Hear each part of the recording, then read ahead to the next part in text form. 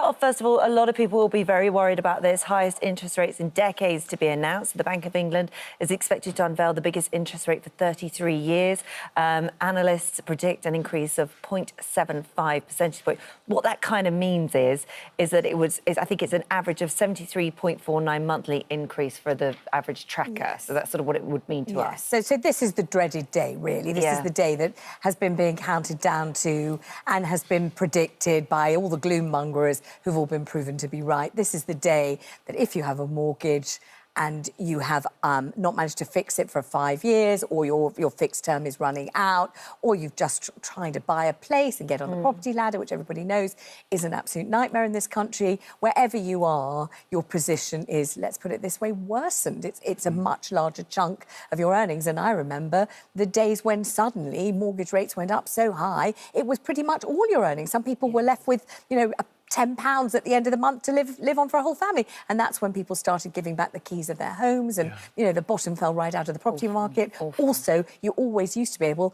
to sell your place if you couldn't afford to live in it. You get into a position like this where it all gets incredibly dramatic and traumatic, and then you can't sell either. So this is a very difficult day, and there's no glossing over it that I can see. No. And Nick, a lot of younger people being forced to move back home with their parents and then looking at the future when things might start to get better. Is like, how the hell do I get back on the property ladder?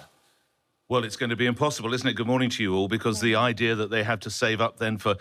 In some instances, you're lucky you might get a 10% deposit on a purchase price. In many others, it's 15 or 20.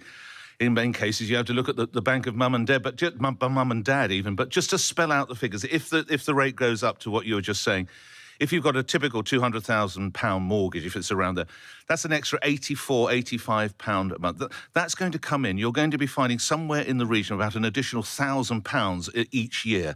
Now, when you see all the pressures, Phillip and Holly, that we've talked about, and Vanessa, that we've talked about the times with the energy crisis, just the rise of when you go to your supermarket and the pasta and the eggs and the bread, this is getting tougher and tougher. So it's hardly surprising, and you don't blame them for a moment, that many young people, and you know, it's terrible. Once you've had my dear old mum always used to say, once you've had your own front door key, it's very difficult to go back, and your heart goes out to those people who are having to do it.